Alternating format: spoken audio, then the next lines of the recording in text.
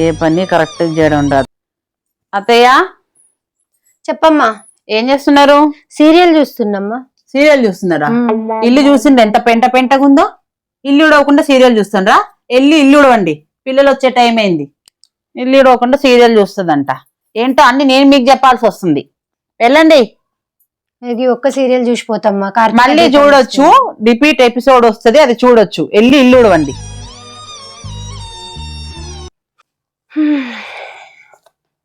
కాస్త దివానా కాటు కింద కూడా చీపిరి పెట్టండి.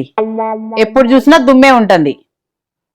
వంగలేకపోతున్నా, నేను నడుము నొస్తుంది. ఏం కాదు, వంగండి, ఎక్సర్సైజ్ అవుతుంది. డాక్టర్ ఎక్సర్సైజ్ చేయమన్నారు కదా, వంగండి. నేను వంగలేను బాబు, ఇట్లా కూర్చొని నడుస్తా. ఏ పని కరెక్ట్ చేయడం రాదు. పాప ఏం మనిషో ఏంటో. ఈ వయసులో ఏంటో నాకు ఈ కష్టాలు. అబ్బా దివ్య, ఊడలేకపోతున్నమ్మా. మస్తు చేతి నొస్తుంది. అదిని కింద ఇదిని కింద ఊడమంటున్నావు. మస్తు నడుము కూడా నొస్తుందమ్మా. ఒక పని మనిషిని పెట్టచ్చు కదమ్మా. పని మనిషి ఏమన్నా తేడాగా వస్తుంది అనుకుంటున్నా? ఈ రోజుల్లో నెలకి 2500 అడుగుతుంది. మీకు మెడిసిన్ కి ఎంత అవుతుంది అనుకుంటున్నారు? నేనేమన్నా బంగారం వెండి చేసుకోవడానికి దాచిపెడుతున్నానా? మీ మెడిసిన్ కోసమే ఆ డబ్బులు సేవ్ చేస్తున్నా. నేనేదో ఆ డబ్బులంతా తినేదానిలాగా పని మనిషి గిని మనిషి అనుకుంటా. డాక్టర్ ఎలాగో మిమ్మల్ని ఎక్సర్సైజ్ చేయమన్నారు కదా, అది ఎక్సర్సైజ్ అవుతుంది, చక్కగా పని అయిపోద్ది ఇంట్లో. పని మనిషి అంట, పని మనిషి. సరే గానీ గిన్నెలు తోమారా? లేదమ్మా. పొద్దున్నుంచి ఎక్కడే ఉన్నాయి, బ్రేక్ఫాస్ట్ ఎక్కడే ఉన్నాయి, లంచ్ ఎక్కడే ఉన్నాయి. ఎన్నిసార్లు చెప్పాలి ఎప్పటి గిన్నెలు అప్పుడు కడగాలని? మీరంతా అక్కడ పేర్చి పెడుతుంటే ఇంటి నిండా కాక్రోచెస్, దోమలు, మన్ను మశానం. మళ్ళీ మన పిల్లలకే కదా రోగాలు వచ్చేది. హాస్పిటల్కి పోతే గింత దాని పోతాడు, గింత బిల్లు ఇస్తాడు. ఎన్ని డబ్బులని అయితే ఎక్కడి నుంచి అందిస్తారు మీ అబ్బాయి డబ్బులు? ఇదంతా అయ్యే బదులు మీరు చక్కగా ఎప్పటి గిన్నెలు అప్పుడు కడుక్కుంటే నీట్ గా ఉంటది. మనకి హెల్త్ ఇష్యూస్ రావు కదా.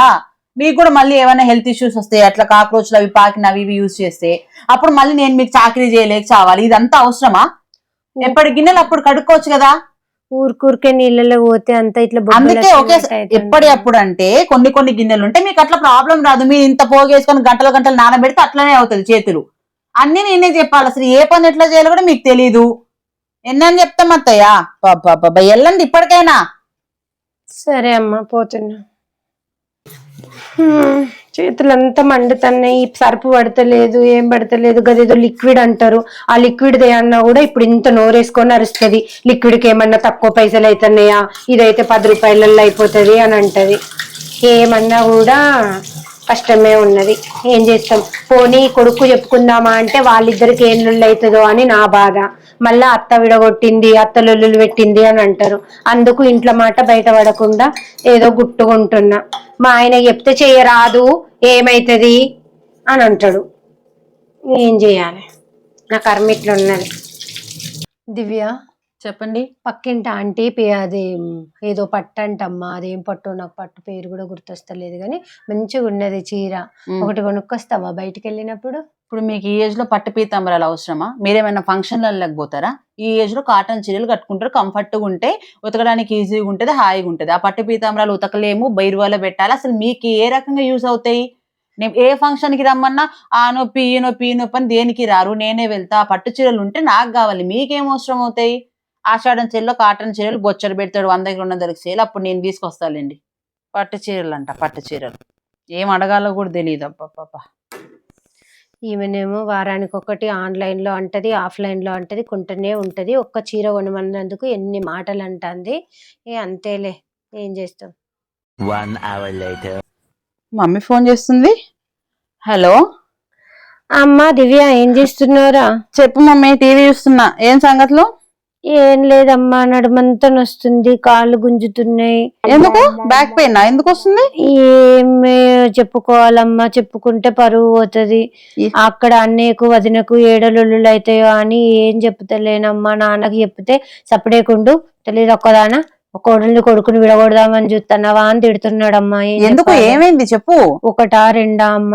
బోళ్ళు తోమ్మంటుంది, గచ్చడి బోళ్ళు ఉంటున్నాయి, ఇట్లా ముట్టింది పట్టింది. సరే కానీ గిన్నెలు తోమారా? లేదమ్మా. పొద్దున్నుంచి అక్కడే ఉన్నాయి, బ్రేక్ఫాస్ట్ అసలు ఏం పడతలేదు. పొద్దున కూర్చుంటదంటే ఆడ సోఫాలో సాయంత్రం దాకా అట్లనే ఆ టీవీలు చూసుకుంటా రీల్స్ చూసుకుంటా కూర్చుంటా ఉంటది. అన్ని పనులు నాకే చెప్తాంది దివ్య. ఎప్పుడు నీకు చెప్పలేదు కానీ ఇవాళ ఎందుకో మస్తు కాళ్ళు గుంజుతున్నాయి. అంత శాతనైతే లేదు, అందుకనే చెప్తున్నా బిడ్డ, లేకపోతే నేను చెప్పినా ఎప్పుడన్నా. అదే కాకుండా ఇల్లుడు అంటుంది. సరేలే ఇల్లుడు వచ్చి ఊడుస్తాను, కిందనో మీదనో పడి ఊడుస్తాడు. పొద్దున సాయంత్రం ఊడవాలట, ఆ సోఫాల కింద చీపిరి పెట్టాలట, దివాన్ కాట్ కింద చీపిరి పెట్టాలట. చీపిరి పెట్టండి, ఎప్పుడు చూసినా దుమ్మే ఉంటుంది. వంగలేకపోతున్నా, నేను నడుము నొస్తుంది. అసలు టార్చర్ అవుతుంది బిడ్డ నాకైతే. మరి చెప్పకపోయినా చేయలేనని. చేయలేను అనని ఒక పని మనిషిని అన్న పెట్టు అనంటే పైసలు ఏమన్నా తక్కువ అవుతున్నాయా మీకు, ఖర్చు మందులకు అన్ని మేమే పెడతాము, కొడుకు ఒక్కడే సంపాదించేటోడు, ఇంతమంది కలిసి తినాలే, ఏ నుండి అత్తయ్యి అంటుంది. ఒక పని మనిషిని పెట్టొచ్చు కదమ్మా. పని మనిషి ఏమన్నా తేడాకు వస్తుంది అనుకుంటున్నా, ఈ రోజుల్లో నెలకి 2500 అడుగుతుంది. మీకు మెడిసిన్ అట్లా అన్నాక ఇక నేను ఏమంటా బిడ్డ, నాకు కూడా సరేలే మాకేం సంపాదన లేదు కదా అని ఇక నేను చప్పడేకుంటున్నా, ఏమంటలేను. అవునా, అంతకి పండగ వస్తుంది, కొనుక్కున్నావా శారీస్? ఇక నా ముఖానికి అది ఒక్కటే తక్కువ పోయింది. ఇక పక్కింటి ఆమె ఏందో పట్టు చీర తెచ్చుకున్నదాని ఒక చీర కొనుక్కరావే దివ్య అంటే, నీకెందుకు చీరలు, నువ్వేమన్నా ఫంక్షన్లో పోతావా, ఏడికి పోతావు, ఏడికైనా నేనే పోవాలి నాయే అని మంచిగా ఉన్నది చీర, ఒకటి కొనుక్కొస్తావా బయటకు వెళ్ళినప్పుడు? ఇప్పుడు మీకు ఈ ఏజ్ లో పట్టు పీతాంబరాలు అవసరమా? మీరేమైనా ఫంక్షన్లకు పోతారా? ఇంత పెద్ద సాగ తీసి ఆషాఢ మాసం సేల్ వస్తుందట, అందులో 100 200 కాటన్ చీరలు ఎత్తిస్తుందటని. ఒకప్పుడు ఎట్లాంటి చీరలు కట్టినా, ఎట్లా జాకెట్లు కుట్టించుకున్నా, ఎట్లా బతికిందాన్ని ఎట్లయినా అని మస్తు బాధ అవుతుంది బిడ్డ నాకు. అమ్మ సరే, నేను ఉంటాలే మమ్మీ. మళ్ళీ అయ్యో, ఈ అన్ని అంత ఒకెత్త అయితే ఇంకొకటి ఏంటి తెలుసా బిడ్డ, చలన్నం చలి కూరలు పెడుతుంది బిడ్డ, అస్సలు పడతలేవు, కడుపంతా నొస్తుంది, అరుగుతలేదు. ఏందమ్మా దివ్య, మరి మాడన్నం పెట్టినవు? మాడు కాదు ఏం కాదు, జస్ట్ అడుగట్టింది అంతే, తినండి. ఆ నాన్నకన్నకి ఇంతంత వేడిది పెట్టు అంటే ఇక ఆయన ఏమన్నా అంటాడని మొహమాటనుకో గిమ్మాటనుకో నాన్నకింత వేడన్నం పెడుతుంది, కానీ నాకైతే రోజు చల్లన్నమే పెడుతుంది. అదే ఇంతంత తక్కువ వండొచ్చు కదా అని అంటే నాకు అంత కరెక్ట్ గా తెలుస్తుంది. ఆ పిల్లలు ఒక రోజు ఎక్కువ తింటారు, ఒక రోజు తక్కువ తింటారు, మిగిలిన అన్నం పడేసుకుంటారా, 100 రూపాయల కిలో బియ్యం అంటుంది బిడ్డ, ఏం చెప్పాలి నేను? సరేలే మమ్మీ, మళ్ళీ చేస్తా. నేను కూడా మా అత్తయ్యని ఇట్లనే కదా చేస్తున్నా, మా మమ్మీ చెప్తే కానీ నాకు అర్థం కాలేదు. అసలు ఎన్ని రోజులు ఎంత మిస్టేక్ చేశా, ఇప్పటి నుంచైనా ఇట్లా చేయకూడదు. అత్తయ్య, అత్తయ్య.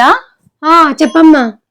వచ్చినవా? చేస్తామ్మా, బట్టలే కదా, మస్తు నడుము నొస్తుంది. ఏం పర్లేదు, మీరు పొద్దు నుంచి చాలా పని చేశారు, నేను బట్టలు మర్తిస్తా, మీరు రెస్ట్ తీసుకోండి. మర్చిపోయి ఏదో సీరియల్ చూడాలన్నారు కదా, రిపీట్ ఎపిసోడ్ ఇప్పుడు వస్తుంది, మీరు చూడండి, నేను వెళ్ళి బట్టలు మర్తిస్తా. ఎందుకులే అమ్మా, నేను పర్లేదండి, మీరు కూర్చోండి, నేను బట్టలు మర్తేసి టీ పెట్టుకొస్తా. సరే అమ్మా. ప్రతి కోడలు ఇలా మారిపోతే ప్రతి ఇల్లు స్వర్గసీమే.